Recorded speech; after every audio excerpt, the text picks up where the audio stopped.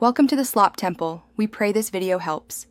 You start by confirming prerequisites, Q-related missions unlocked and a fast clear build ready. Load a weapon that strips armor and kills quickly. This reduces time per run and increases drops.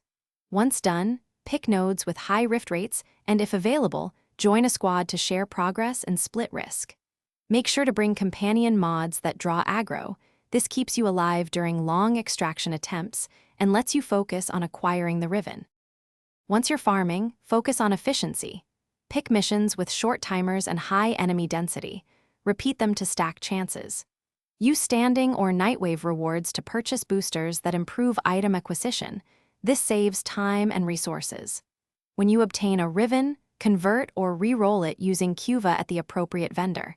This process is costly, so prioritize weapons you actually want. Make sure to track your Cuva balance so you don't waste runs. Finish by organizing Rivens in your collection and deciding, keep, re-roll, or sell.